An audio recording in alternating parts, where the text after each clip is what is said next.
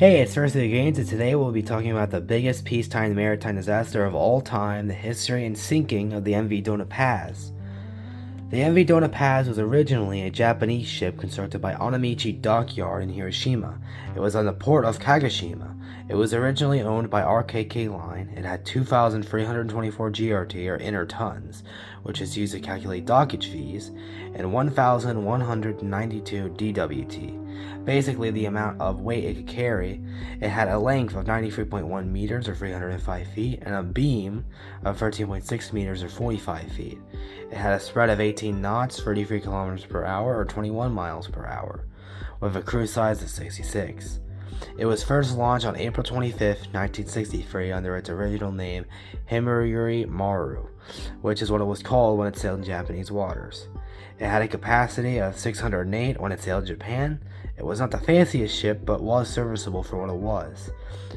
In October 1975, Himeyuri Maru was purchased by Sulpicio Lines, a Filipino line of passenger ferries, and was renamed to Don Sulpicio.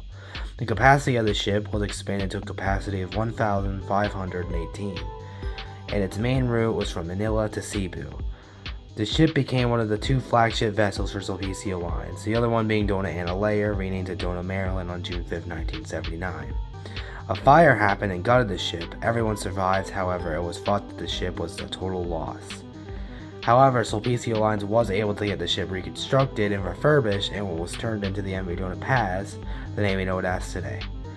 Once it went back to doing voyages, the ship was reassigned to the Manila-Tacloban route, with the return ship making a stop in Catbalogan. It would take this route twice a week until the sinking.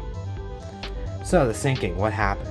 On December 20th, 1987 at 6:30 Philippine Standard Time, MV Dona Paz departed from Tacloban, Leyte for Manila with a stopover at Catbalogan. Seminar commanded by Captain, Ezebito Nazareno. I hope I got that right. I probably missed a lot of pronunciations here. The ferry was at Damwali Point along the Topless Strait. The weather that night was apparently clear, with the sea being, quote, choppy. However, that fateful night, the MV Dona Paz collided with a tanker, the MV Vector.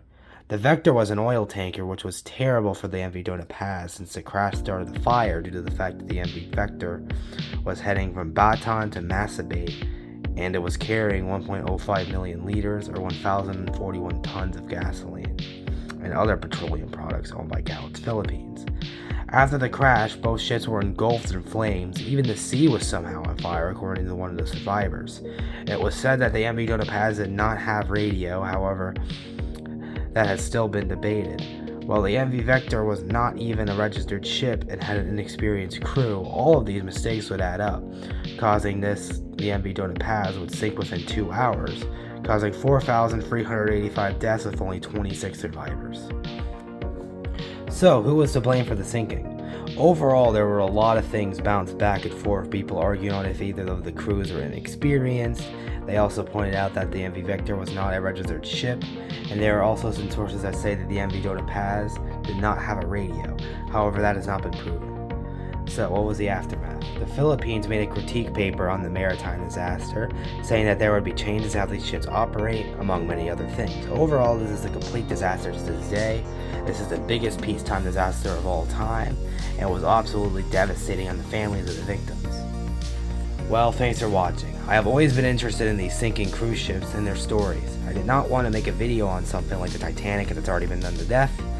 It's something like the MV Dona Paz, the deadliest peacetime sinking in history, that has not been talked about as much as it deserves, in my opinion. Now, if you're wondering, the deadliest cruise ship sinking, including wartime, is the Wilhelm Gustloff. I did not want to cover something like that, since it has a lot more obvious why it sank.